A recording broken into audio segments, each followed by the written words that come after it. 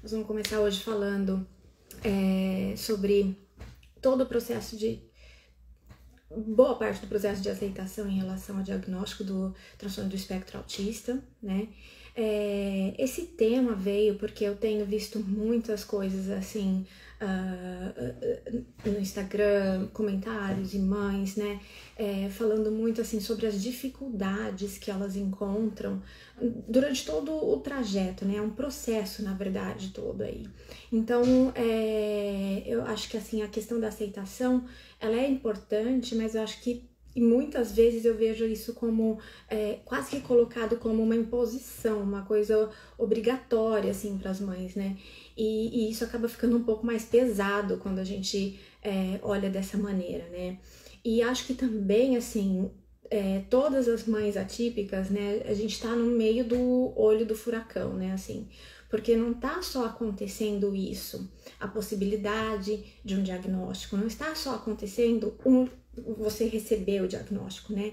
A sua vida e a vida da sua família ali em torno da criança, ela continua, né? Então a sua rotina, outras questões emocionais, sociais, relacionamento, escola, saúde, etc. Tudo isso continua acontecendo enquanto a gente acaba tendo que elaborar todas as mudanças, né, que o diagnóstico traz, né? Ou não em si o diagnóstico, mas todo o processo que a gente acaba comprando para ajudar e para estimular as nossas crianças, né?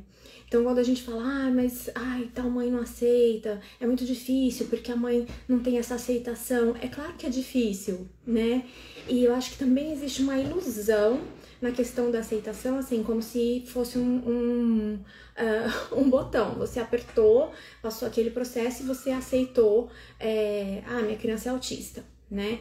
Enquanto que, na verdade, muitas coisas também do processo de aceitação não tem a ver somente com a criança, mas com tudo que a gente se depara, né? Então, se a gente for ver, infelizmente o mundo ainda é muito mais feito para neurotípicos do que neurodivergentes. Então, nesse sentido, a gente acaba passando por muitas situações que são frustrantes, que são injustas, que necessitam ainda muita melhora, muito conhecimento, muito empenho.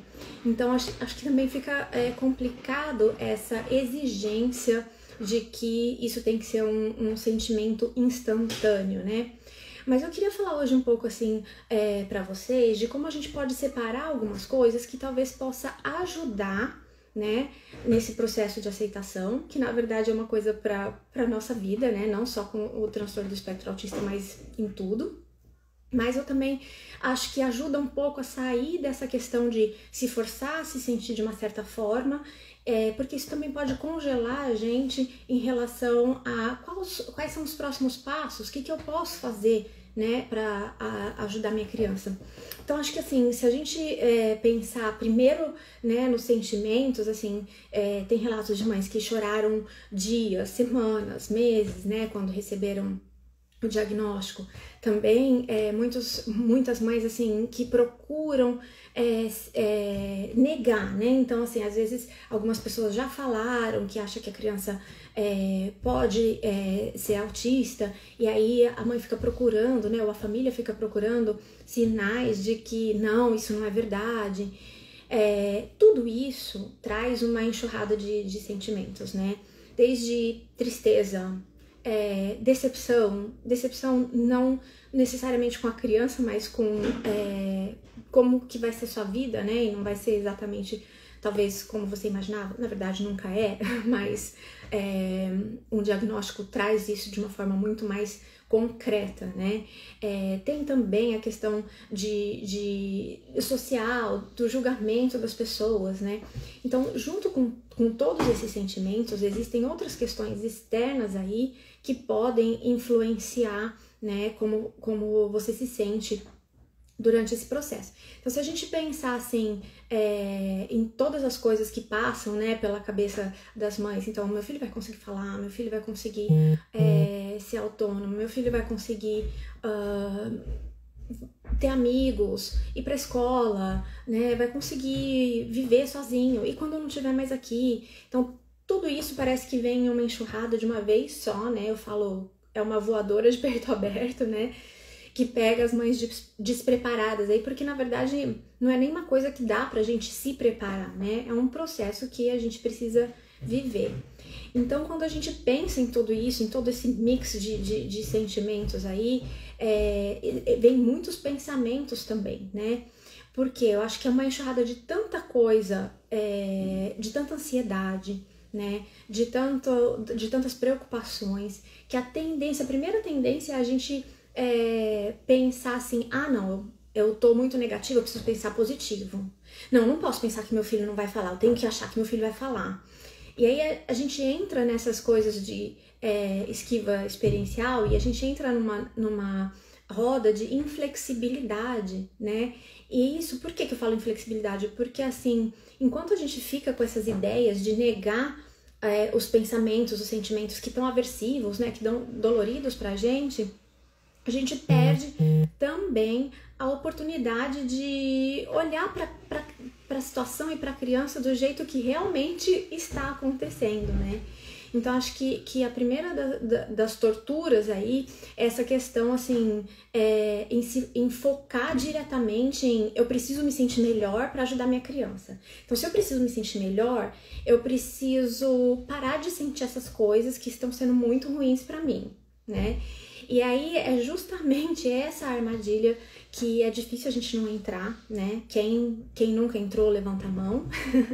Mas eu acho que é super complicado, assim, a gente pensar em seguir adiante só depois que a gente tiver isso sob controle, né?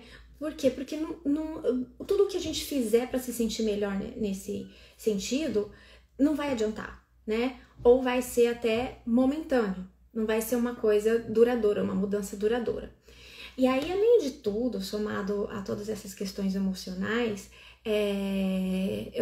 eu acho que é importante a gente pensar assim, tem muitas questões práticas que a gente também não pode deixar de lado, né? Então, por exemplo, quantas mães não estão aí na luta para que o plano de saúde cubra as sessões dos filhos? Vamos supor, o plano cobre. Quais são os profissionais que vão ajudar ela nessa jornada, né? A escola deveria aceitar, mas negou a matrícula. Aceitou a matrícula, mas não tem mediadora, né? E além de tudo isso, e é isso que eu acho que até um passo mais à frente, muitas mães estão caindo assim de paraquedas. Oi, o que é isso? O que é o transtorno do espectro autista? O que eu posso esperar? O que eu não posso esperar, né? Então, tem essas questões de informação e questões práticas do dia a dia que vão influenciar também no estresse, no tempo, na energia, né? E vai ficar muito difícil a gente se cobrar, além de tudo, essa aceitação bonita, assim, eu aceito meu filho como ele é, mas será que ele vai falar? Eu aceito meu filho como ele é, mas será que ele vai ser independente? Então, assim, o complicado é a gente esperar que essa aceitação possa permear o tempo inteiro todas as situações que a gente vai passar, né? Porque vão vir desafios de fora. Agora, o importante também é a gente ter essa consciência, né? De o que é desafio de fora, o que são fatores externos, o que são questões práticas que têm influenciado como eu tô me sentindo, né? Esse furacão todo, né? A própria informação, assim, que já começa aí, né? Que profissional que eu vou procurar? Então, também já atendi várias mães só de ligar mesmo, só para ajudar a começar um processo, né? Não necessariamente famílias que fossem clientes minhas, mas porque a gente que está mergulhado nesse mundo como profissional, né? A gente sabe o passo a passo. Então, querendo ou não, isso dá um pouco menos de ansiedade, porque a gente tem informação do que pode ser feito, tem uma ideia do que pode ser atingido, né? E a gente sabe também que o diagnóstico não é uma sentença, né? O diagnóstico, ele vai ser um ponto de partida, né? Eu gosto muito dessa fala da Fátima De Quanto, que é justamente isso. Então, a gente ter em mãos esse conhecimento, o diagnóstico, e também o conhecimento de quais os próximos passos. Então, por exemplo, como que eu posso estimular meu filho em casa, quais são os profissionais que eu preciso procurar, o que eu posso esperar desses profissionais, o que eu posso esperar da escola, etc, né? Além de ajustar isso à própria realidade, porque eu vejo que, assim, em cada cidade a realidade muda, né? Ou às vezes até de escola para escola a realidade muda. Então esse ajuste também é importante, e o conhecimento dos próximos passos. Então, uma das primeiras perguntas que eu recebo é: Lígia, ok, eu acho que minha filha é autista, o que eu faço? Então, se não tem ainda um diagnóstico, meu primeiro conselho seria partir para uma avaliação, né? Um neuropediatra, uma pessoa que tenha especialização nessa área de avaliação, né? E com o diagnóstico em mãos, você partir para quais são os profissionais que podem me ajudar a estimular minha criança.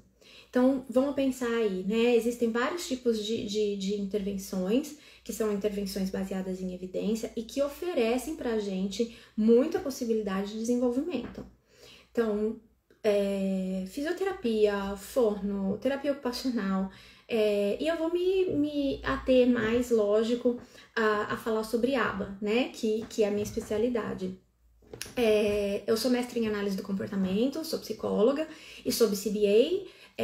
Isso significa que eu sou certificada para ser supervisora em ABA, e essa é a parte com que eu trabalho, né? Então, quando a gente pensa, assim, numa intervenção, não quer necessariamente dizer que você, tendo uma criança autista, que você só deve procurar ABA. Com certeza, é uma intervenção que é muito mais abrangente e que vai te dar um pouco mais de norte em relação ao que esperar, por exemplo, dessa trajetória de intervenções, tá? Agora, o importante é a gente pensar assim, qual é o quadro real, né? A realidade é que no Brasil a gente não tem em todo lugar profissionais que trabalham com ABA. E a realidade é que também nem sempre esses profissionais que dizem que trabalham com ABA são qualificados. Então, quando você pensar em procurar um profissional, Lígia, tá bom, mas eu tô agora desesperada porque eu tenho um diagnóstico e por onde que eu começo, né? Então, acho que entrar em contato com TO, com fono, fisioterapeuta, e dentro dessas conversas, dessas investigações com os profissionais, pensar o seguinte: esses profissionais olham para os pontos fortes da sua criança? Porque assim, você já vai estar numa situação de bastante preocupação, né? De fragilidade, porque assim, a primeira coisa que a gente pensa são as coisas que não vão dar certo, entre aspas, né?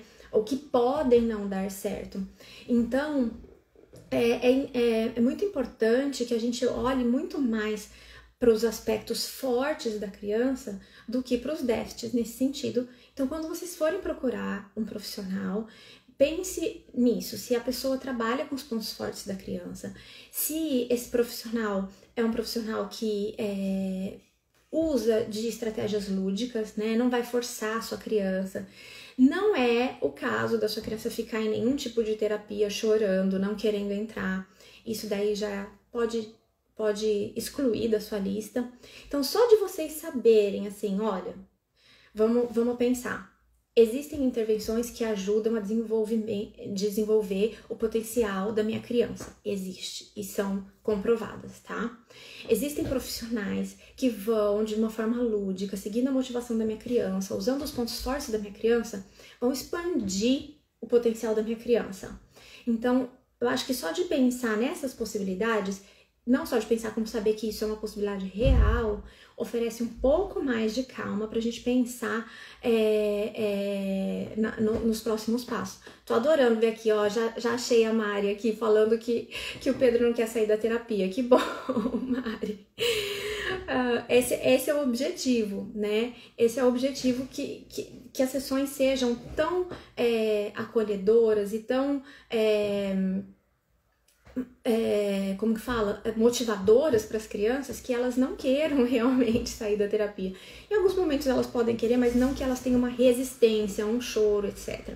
Então esse já é um primeiro ponto prático aí, que às vezes ajuda as mamães que estão chegando nesse mundo depois de ter o diagnóstico a seguirem em frente, né? Além de tudo, eu acho que a gente precisa pensar assim, parece que não, mas a angústia é muito grande quando a gente tem o diagnóstico. Então, qual é geralmente a primeira coisa que as pessoas vão fazer, né? As mães vão fazer? Dividir com outras mães, né? A gente tem essa mania de achar que outras mães vão apoiar a gente, ou entender a gente, ou ser empáticas, ou, né? Só que, assim, a maioria das vezes, a gente fala do nosso lugar, né, de mãe. Então, eu posso falar de mim como mãe da Zoe. E cada um vai falar de si como mãe, né, da sua própria criança. E aí, sem querer, a gente vai acabar fazendo comparações, dando dicas que não foram perguntadas, dando conselhos, dando opiniões, né? E como ainda existe muito desconhecimento, o que acaba acontecendo é que também as mães, no meio dessa turbulência toda, acabam tendo que lidar com falsas informações, com o achômetro da família, dos amigos, dos vizinhos, com julgamento, né? Já começa dos olhares do supermercado, quem nunca, né? Então, assim, acaba pesando muito isso, né? E aí, a gente volta um pouco. Se a gente for pensar em cada fator desse, né? A gente volta de novo nas angústias, lá nos sentimentos. E, nossa, vai ser assim minha vida? As pessoas me julgando? Mas será que eu posso, então, modificar o comportamento da minha criança para isso não acontecer mais? E a gente entra nessa esquiva experiencial praticamente constante, né? Então, é muito importante a gente saber o seguinte. Nem todas as mães vão entender, ou entender que elas não entendem 1/10 da sua realidade, né? Porque às vezes é muito complicado, né? Assim, a gente receber crítica, porque você já tá com toda essa carga emocional, né? Todo o peso dos passos práticos, porque a gente fala assim, então tem que fazer um diagnóstico e começar uma intervenção. Sim, parece super simples, né? Até você conseguir achar o profissional que você confia na avaliação. Quantas famílias não foram para mais de um profissional para fazer a avaliação, não é? Para ter o laudo. E quando você começa a procurar por intervenção, isso também exige muito, demanda muita energia, muito tempo, muita dedicação. Por quê?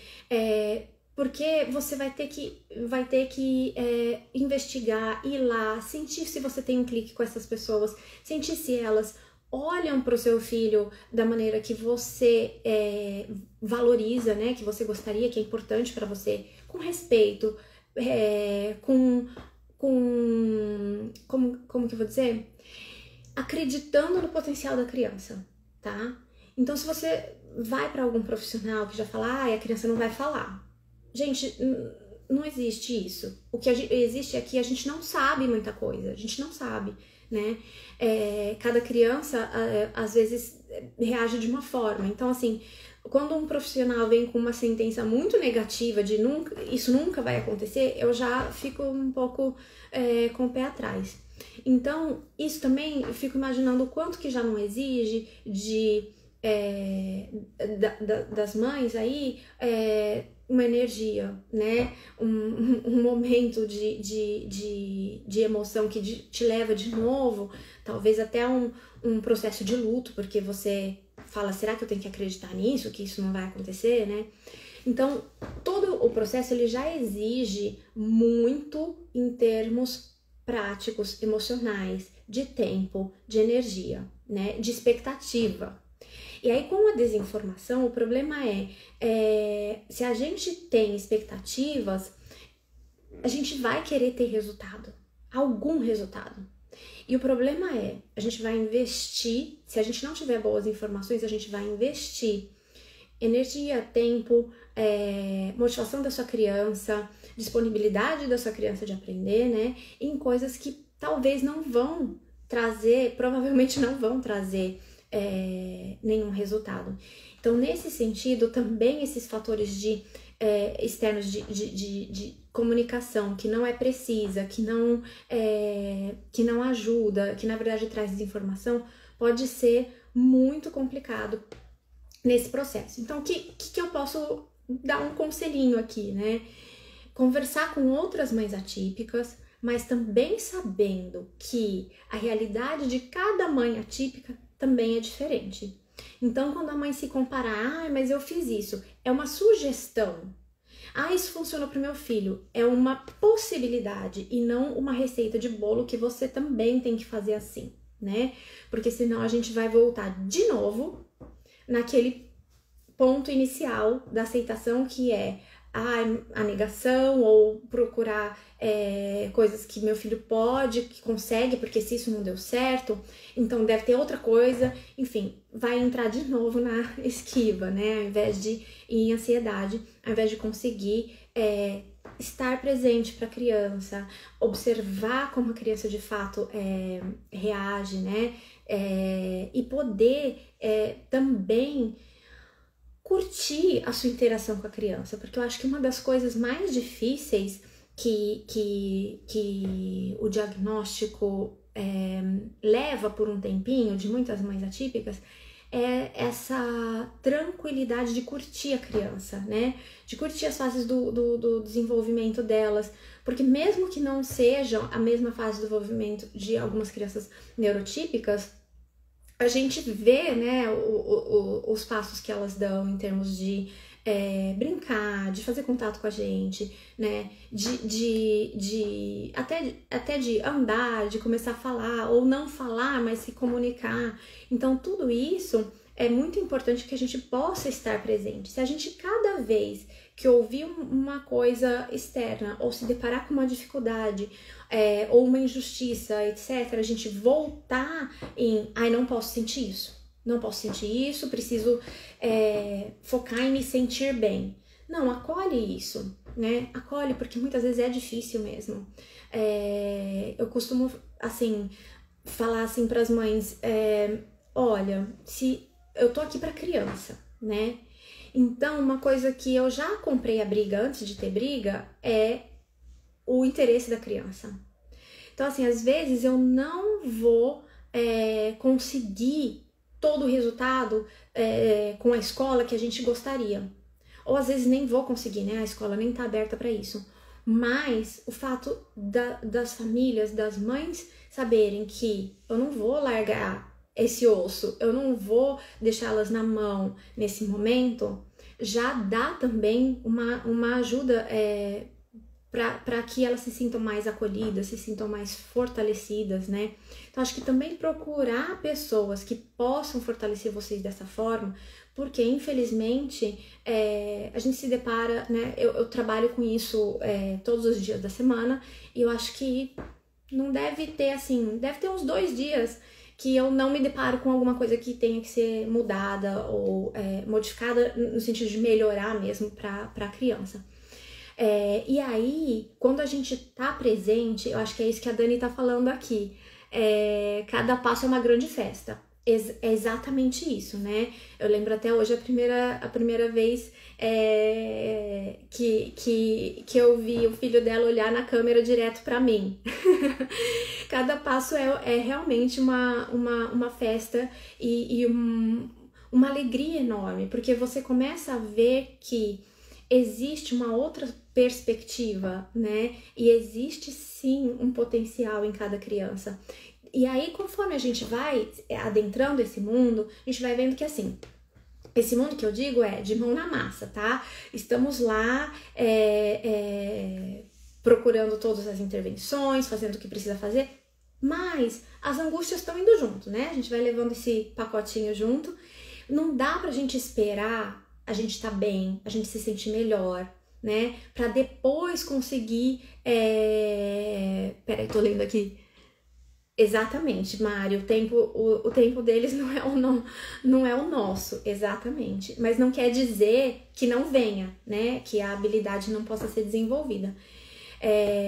Então, acho que é muito, muito importante a gente pensar em todos esses passos de forma que a gente fique focado na criança. Eu perdi um pouco o que eu tava...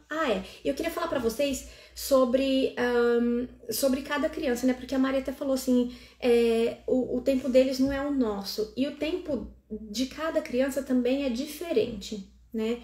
Então, se a gente for pensar, assim, em comparar, né? Não dá pra você falar assim, meu filho é autista nível 2, o meu também. Aí as mães vão comparar. Não vai ajudar, não vai adiantar muito, né? Porque cada indivíduo é um indivíduo, né? Sendo autista ou não autista, nós somos todos pessoas diferentes, né? E a neurodivergência é isso, mesmo dentro de um espectro, como o próprio nome diz, os comportamentos e o que esperar pode ser muito diferente, né? E aí eu acho que tem mais uma questão que é muito difícil a gente ficar batendo na tecla de que as mães têm que aceitar o diagnóstico, etc., que é a questão do modo de sobrevivência que a mãe acaba vivendo, né? Assim, se você tem que ser administradora das necessidades do seu filho, né? Porque, assim, cada criança vai ter uma demanda diferente, né? Então, assim, eu vejo que tem muitas famílias nessa questão de dormir, que tem problemas com a questão da alimentação. Essas questões que influenciam diretamente a saúde da criança e o bem-estar da família, elas têm uma influência muito grande na questão emocional, né? Então, assim, noites e noites mal dormidas, né? Você ficar tentando coisas e ver que a criança não tá reagindo da maneira que você gostaria, enfim, ou que você esperava, ou que alguém disse que funcionou, né, pra eles. Então, tudo isso acaba pesando mais. E aí não é uma questão só de habilidades que foram desenvolvidas ou não, mas são coisas que têm influência diretamente na saúde da criança, na saúde dos pais e muitas vezes até na saúde emocional dos irmãos, em caso eles tenham irmãos, né? Então não dá também pra gente ignorar que cada criança é um contexto, né? Cada situação cria também um contexto para a dificuldade de aceitar ou não e para o quanto as mães vão ficar envolvidas com sentimentos, pensamentos de dificuldade, de tem que fazer isso, tem que fazer aquilo, né? E aí eu acho que o mais importante é o seguinte: por que eu tô falando de todos esses fatores, né? Primeiro, para que você, que é mãe, né, como eu, quando a gente tem um filho atípico, a gente precisa pensar que sim, existem muitos fatores aí envolvidos. Não é uma questão sua, tá? De olhar pro espelho e falar, nossa, agora eu aceito o autismo. Ou aceito o diagnóstico do meu filho, né? Até porque acho que existem coisas que são diferentes aí, né? Se a gente for pensar em o que a gente vai aceitar, vou voltar nisso aí. Então, assim, não dá pra gente exigir das mães, não dá pra exigir de nós mesmas que seja um processo intrínseco, tá? Que seja uma coisa, vem de mim, né? Igual aquela história da força de vontade. Olha, a aceitação brotou aqui em mim. Não vai acontecer isso, porque vocês estão vendo todo o contexto, né, que eu tava falando aí, é muito complexo, né? Então, eu acho que a primeira coisa é a gente pensar o seguinte: nós vamos nos deparar, sim, com fatores externos, nós vamos nos deparar com fatores práticos, com coisas que tem a ver com o próprio desenvolvimento da criança, né? Então, o contexto de quando você recebe o diagnóstico, que um ano depois pode mudar totalmente, né? No sentido de te aliviar ou agravar mais a sua angústia, né? Então, assim, não dá pra gente se cobrar esse sentimento, essa habilidade de aceitar as coisas só vindo da gente. A gente tem que estar consciente que sim, nós vamos ser influenciados por tudo isso, né? Além disso, eu acho que tem outra coisa que influencia bastante, que é a questão de informação sobre desenvolvimento infantil, né? Informação sobre desenvolvimento infantil já é uma coisa que, para desenvolvimento típico, a gente vê que a maioria dos pais não tem muita ideia, né, do que é esperado, do que é ou não é esperado. E aí, uma das coisas que na verdade são dois fatores misturados aí, entre a questão do julgamento e a questão da gente não entender desenvolvimento infantil, e aí a gente mistura essas duas coisas e acaba entendendo que comportamentos ou são bons ou são ruins, né? E isso também deixa a gente num modo de que a gente tem que agir para diminuir comportamentos, entre aspas, ruins, né? Isso é um dever da mãe, um dever, né, do pai, da família, enfim. Acaba pesando essa responsabilidade, porque muita coisa não tem a ver com a sua responsabilidade de educar, mas sim com o desenvolvimento da sua própria criança. Vou dar um exemplo aqui, né? A criança lá por volta de quase um aninho, e você coloca um copo na mesa e a criança joga no chão, coloca o copo na mesa, joga no chão, né? Isso é um exemplo muito simples, mas a gente sabe que às vezes tem crianças que vão escalar os móveis, tem crianças que vão sair correndo se o portão estiver aberto, enfim, tem várias outras coisas que podem ter consequências muito mais graves, mas que são diretamente julgadas como isto é falta de intervenção dos pais, da mãe, né? E aí fica essa história de esse comportamento é bom, esse comportamento é ruim. Então, a mãe fez uma coisa boa, a mãe fez uma coisa ruim, o que também não é verdade. E aí você ficar exposto também a outras situações em que você mesma começa a achar que você não está fazendo o suficiente ou não está fazendo certo e ter essa tendência de pensar que meu filho tem que emitir comportamentos corretos, isso também acaba trazendo um peso, né? Um peso maior e te deixando novamente naquela armadilha. Então eu vou aqui ensinar meu filho que não é para jogar as coisas no chão. Como você vai ensinar? Você vai inventar provavelmente da sua cabeça e talvez, na verdade, muito provavelmente não vai ter o efeito que você esperava, porque também nem é uma coisa para o nível de desenvolvimento que a criança tá ou para a idade dela, né? Então, eu acho que é importante a gente pensar assim, toda vez que a gente entrar numa batalhazinha que tem a ver com aliviar coisas que a gente acha certo e errado, com fatores externos de o que as pessoas acham ou não acham, né? E não tem necessariamente uma dificuldade, não geram uma dificuldade ou uma barreira para a própria criança ou para a família, aí já diria assim, olha, para, respira, né? É uma luz amarela aí, né? Atento. Isso é uma coisa para você comprar? Porque cada vez que a gente...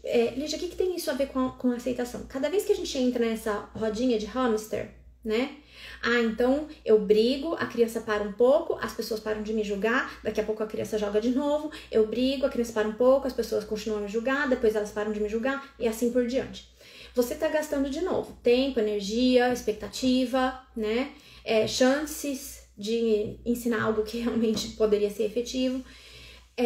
E, além de tudo, você começa de novo a sabotar o seu processo de aceitação. Por quê? Porque você acaba enfrentando resultados que você vai interpretar como falta de sucesso, né? Se você está interpretando o comportamento como bom e ruim, se você está sob controle do julgamento, etc., você vai começar a interpretar isso como a falta de sucesso. E aí é muito difícil, né? Você tendo uma interpretação de que tô falhando aqui, ainda estar presente, olhando para a situação, olhando para sua criança e continuar nesse processo de aceitação, né? E aí eu tava falando pra vocês assim, às vezes é interessante a gente pensar o seguinte, porque a gente fala, aceitação, né? Aceitação do que, exatamente, né? Muitas mães vão se deparar com confrontos, assim, muito profundos, né? Eu tô aceitando ou não aceitando a minha criança? Ou eu tô aceitando ou não aceitando a sociedade, o mundo que a gente está inserido e que não, infelizmente ainda não é adaptado para pessoas neurodivergentes? Eu tô aceitando ou não aceitando que a minha vida social, familiar vai mudar? Então, assim, a aceitação, ela não necessariamente tem a ver com estou rejeitando minha criança. Por isso que eu acho que é muito delicado a gente ficar cobrando a aceitação dos pais, né, das mães. E é lógico, não dá muito pra gente seguir um trajeto aí a longo prazo, porque sempre é a longo prazo, sem aceitação. Por quê? Porque vai ficar um confronto o tempo inteiro, isso vai te consumir emocionalmente e você vai entrar em práticas, como a que eu falei da rodinha de hamster, que vão te esgotar, até fisicamente, né? Agora, não quer dizer também que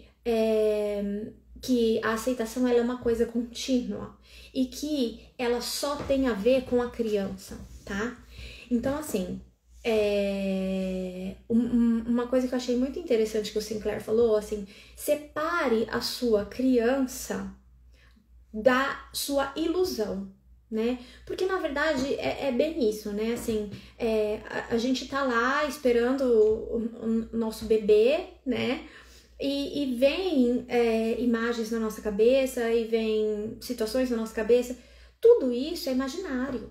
É imaginário, né? Vou dar um exemplo para vocês. Quando eu tava grávida, eu recebi uma mensagem do meu irmão, porque meu sobrinho, na verdade o filhinho da minha prima, tinha mandado uma mensagem de voz muito bonitinha para ele, que ele tava com saudades. E a família inteira se derreteu quando ouviu aquela mensagem. Acho que ele devia ter o quê? Uns 4 ou 5 anos. 4 anos, acho. Então a gente se derreteu com aquela mensagem. E aí a primeira coisa que meu irmão fez foi falar assim: nossa, eu não vejo a hora da sua filha me mandar esse tipo de mensagem. Como tio, né, coruja, eu entendo que ele pense nisso. Como eu vivo autismo todos os dias, o dia inteiro, a primeira coisa que eu pensei foi: nossa, que estranho, mas eu nem sei se ela vai falar, né? Na minha cabeça tava assim um ponto de interrogação. Mas óbvio que mesmo assim eu tinha uma visão, né, desse bebê comigo, dessa criança que ia crescer, enfim. Então, tudo isso são coisas que são naturais. Então, a gente vai ter, sim, um mundo imaginário da maternidade, a gente vai ter, sim, um mundo imaginário do desenvolvimento da nossa criança, e a gente tem o mundo real e a gente tem a criança real, né?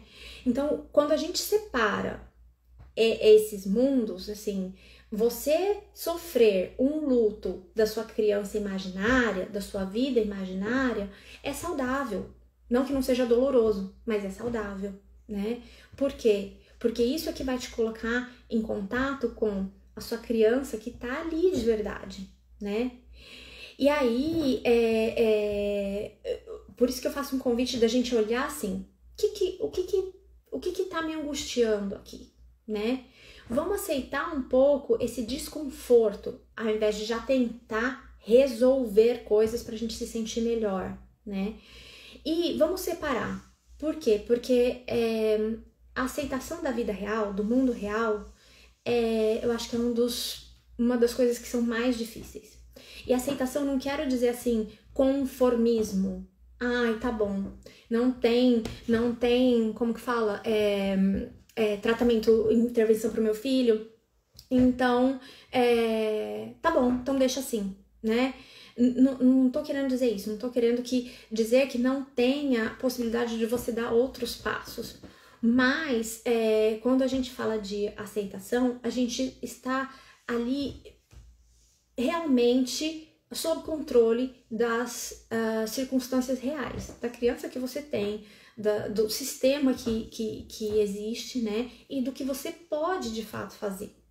Então, quando a gente separa tudo isso, eu acho que fica um pouco mais leve entender que Não necessariamente quando você tá passando por uma dificuldade de aceitar alguma coisa dentro desse processo, não necessariamente você está rejeitando sua criança, mas muito provavelmente você está se deparando com outros fatores que também confrontam tudo aquilo que você esperava viver, ou de como você esperava viver, né?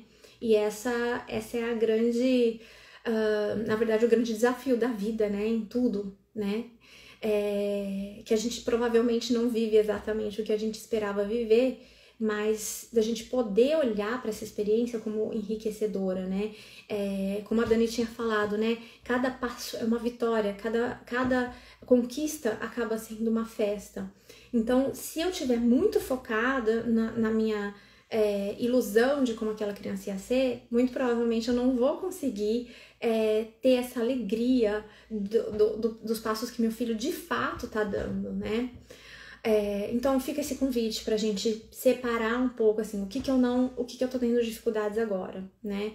E aí eu acho que uma coisa que é importante, assim, a gente fala bastante de aceitação, como se ficasse uma coisa, assim, meio que interna, né? Como eu falei, dos sentimentos, tal, mas, assim, o que eu posso, então, fazer, né? Pra realmente ir experienciando isso sem me congelar aqui, sem ficar sem ação ou esperando que eu fique bem para depois fazer alguma coisa, né? Então tem várias coisas que a gente pode pensar aí. Uma das coisas é que, assim, eu acho muito legal quando as pessoas falam: nossa, mas agora eu não sei mais o que fazer, nossa, mas isso aqui tá me assustando porque eu não faço ideia como vai ser isso. Essa é a chave que vai mudar aí o seu processo. Quando a gente entrar nessa parte de como que eu vou dizer, de desesperança, né? Em arte, né, eles falam de desesperança criativa, digamos assim. Porque é isso, é esse desconforto, essa confusão, essa dificuldade que vai te mover, né? A pensar de outra forma, a olhar para outros pontos, a olhar para você e para sua criança da forma que vocês de fato estão interagindo. Então, eu acho que experienciar isso é muito importante. Então, quando a gente entra naquela história de tentar evitar as coisas, né, os julgamentos, os sentimentos que a gente julga negativo, etc., a gente acaba entrando num esquema que não deixa a gente entrar em contato com aquela dor de fato, né, com a desesperança de fato. E quando a gente não entra em contato com ela, muito provavelmente a gente não vai entrar em contato com a realidade, a nossa e da nossa criança, né? E aí fica mais difícil, por quê? Porque a gente vai tentando coisas, assim, no desespero e ao mesmo tempo esperando resultados. Enquanto que, quando eu falo assim, nossa, eu não sei mais o que fazer, né? Eu tô assustado, eu tô confuso, né? Isso aqui tá muito difícil de sentir, de me bancar. Enfim, quando a gente abraça isso, tá? Não quer dizer que a gente tem que ficar nesse estado para sempre, mas de admitir isso é quando a gente vai poder fazer outras perguntas, né? O que eu tenho feito? O que eu queria alcançar com isso? Que efeito isso tá tendo? Eu tô alcançando o que eu queria alcançar? Tá me trazendo o que isso? Tá trazendo o que para minha criança, para minha família, né? Então, quando a gente fala de desesperança criativa, é onde vão surgir os questionamentos que de fato vão levar a gente a dar passos que tragam mais resultados. Mais resultados que eu quero dizer são resultados da criança fazer mais, produzir mais habilidades, da criança expandir o mundo, de ter mais qualidade de vida e da sua família também ter mais bem-estar, né? Por que eu tô falando isso? Infelizmente, ainda existe muita gente vendendo essa ideia de que autismo deve e pode ser curado. E isso não é realidade, né? Então, assim, quando a gente fala de melhorar a qualidade de vida da criança, expandir o repertório dela, né, da sua família também ter bem-estar, é para isso que são as intervenções, e é por isso, na verdade, que o processo de aceitação é tão importante, para a gente poder olhar para as coisas da forma que elas estão aqui e agora, e partir desse contexto para criar o que você espera, né? Para que esse esperar seja o mais próximo possível do que realmente é atingível. Enquanto que quando a gente insere ideias aí de cura do autismo, por exemplo, um método milagroso, um produto milagroso, ou uma terapia que agora, por exemplo, tá essa discussão toda sobre a questão daquela terapia de ozônio. Então, o que vai acontecendo? Essas coisas vendem porque as pessoas estão o tempo todo em esquiva experiencial. O que é isso? Eu tô tentando fazer alguma coisa aqui para me tirar dessa sensação negativa, dessa sensação ruim de desconforto, etc. E não existe muita evolução se a gente não aceitar o desconforto de alguma forma, né? Então, nesse sentido, eu acho que é muito importante a gente estar atento ao processo de aceitação. Por quê? Pra gente também não ficar vulnerável a medidas extremas, a medidas mágicas que não vão trazer resultado. Ah, Lígia, mas se não trouxer resultado, não trouxe. Ok, você perdeu um pouco de vida aí, né? Desperdiçou vida. Por quê? Você desperdiçou tempo, você desperdiçou energia, novamente, né? Repetindo. Mas mais do que isso, emocionalmente, você desperdiçar a expectativa sobre a autonomia e a qualidade de vida do seu filho é uma coisa muito dolorosa, né?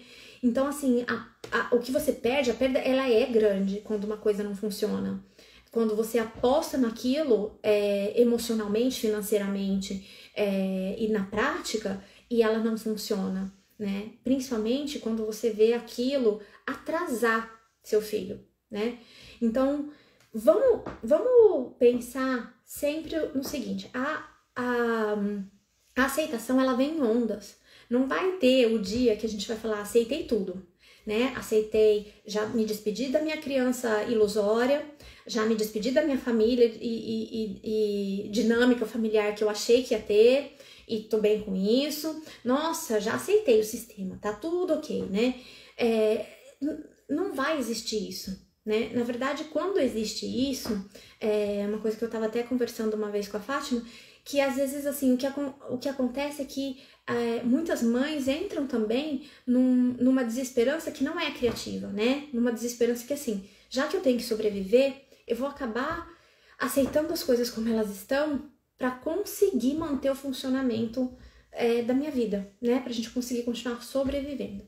Agora, quando a gente sabe que a aceitação, ela é assim, ela vem em ondas. Então, vai ter momentos de, uau, eu tô super bem com as coisas do jeito que estão. E aí a gente se depara com outros fatores, ou a gente se depara com, não só de fatores externos, mas de como a própria criança se desenvolve e a gente tem uma baixa. Gente, é normal, é humano, né? Não é nem normal, é humano isso.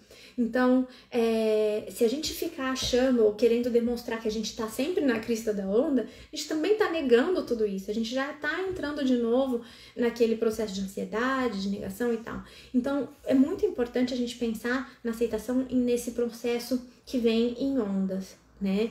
Então, de poder se acolher e de entender que esse processo de desesperança criativa não é uma coisa que vai aparecer uma vez na sua vida e aí a partir daí você teve um ponto que levou a uma curva ascendente.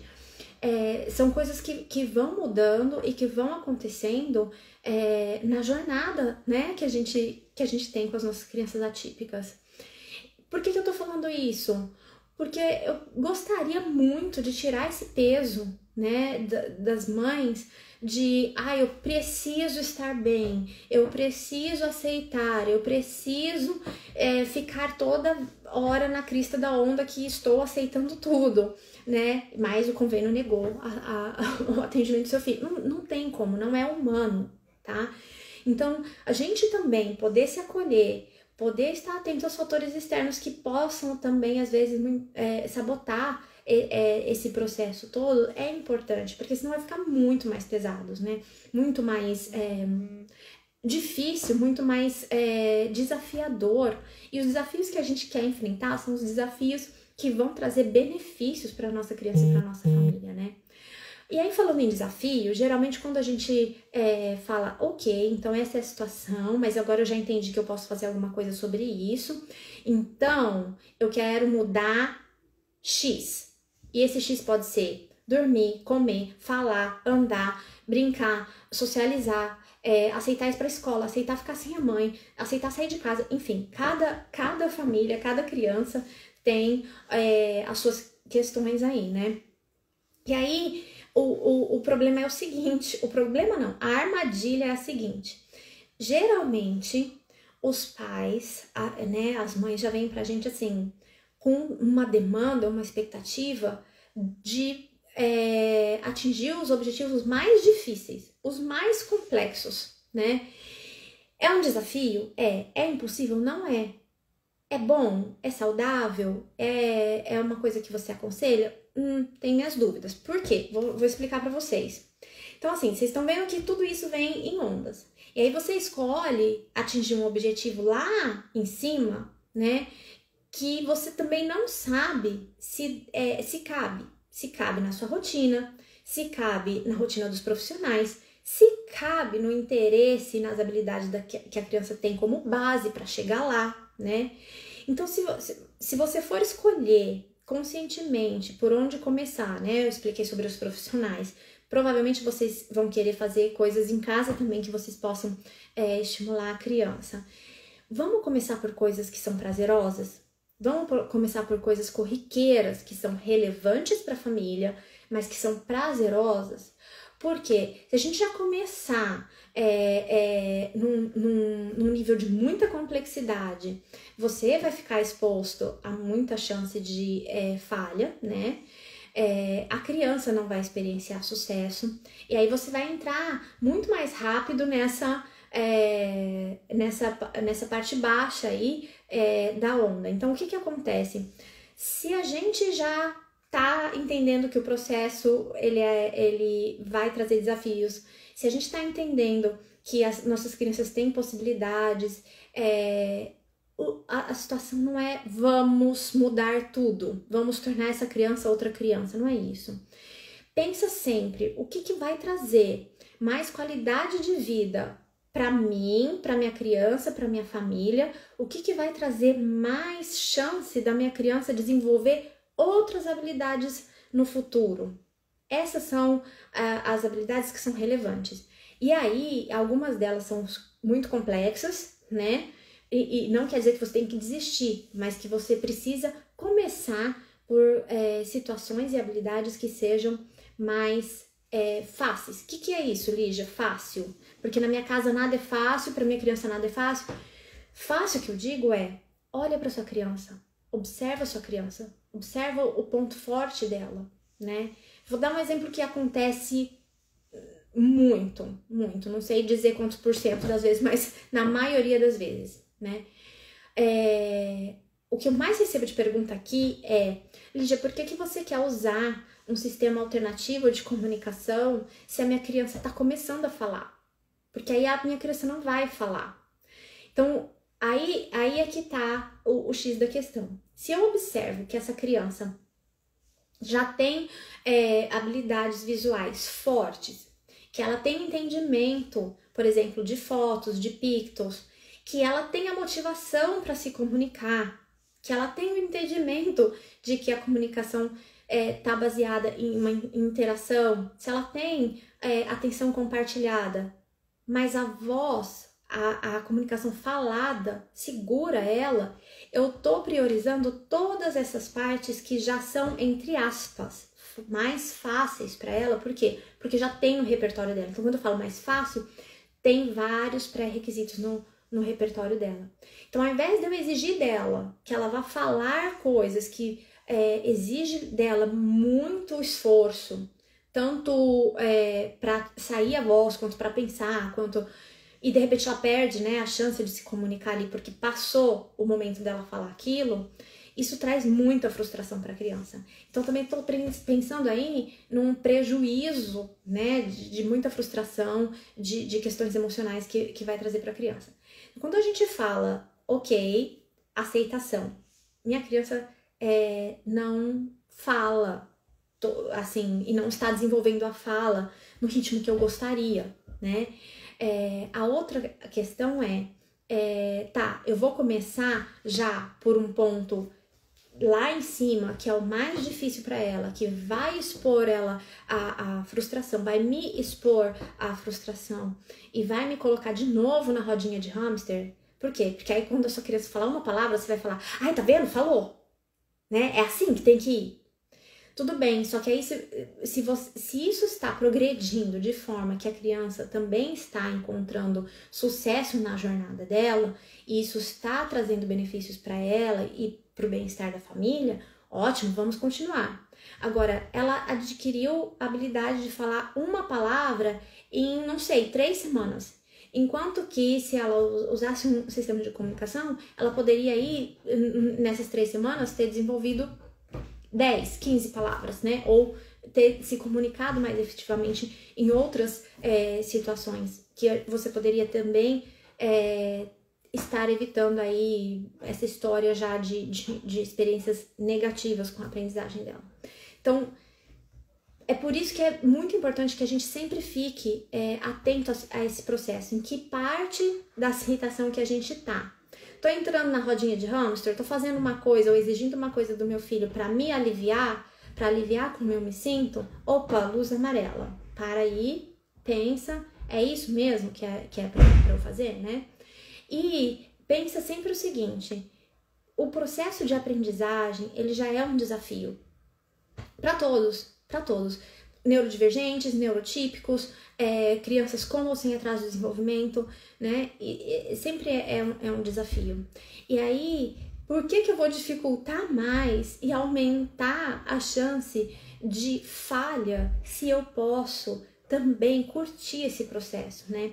E aí, quando eu falo de curtir, assim, eu acho que o mais interessante da aceitação é que ela proporciona que a gente fique em contato com o sucesso que realmente está acontecendo, né?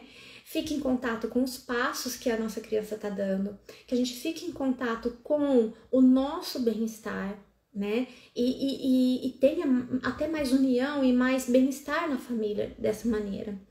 Sem que a gente fique constantemente prejudicando a nossa saúde emocional e às vezes até física, entrando nessa questão de eu preciso me aliviar. Gente, eu não sei se alguém quer fazer mais alguma pergunta. Eu vou falar mais sobre outros aspectos ou mais a fundo sobre os passos em relação à aceitação no nosso webinário no dia 24 de agosto, às 8 horas da noite. Então, se vocês tiverem mais interesse em falar sobre aceitação, eu vou entrar mais a fundo nesses conceitos e nesses passos no nosso webinário dia 24 de agosto. Deixa eu ver. Olha, gente, família aqui. Meu irmão tá aí. Muito legal ter vocês aqui. Obrigada por terem ficado comigo. Se alguém tiver alguma pergunta e quiser me mandar por direct, fiquem à vontade. Eu gosto muito de pensar junto e de discutir com vocês, de pensar em alternativas. Fiquem à vontade. Obrigada e eu vejo vocês de novo na sexta-feira com a segunda aula, tá? A gente tá aquecendo aqui pro nosso webinário no dia 24, então sexta-feira, novamente às 9 da manhã, eu vou estar aqui com o próximo tema para vocês. Tchau, tchau!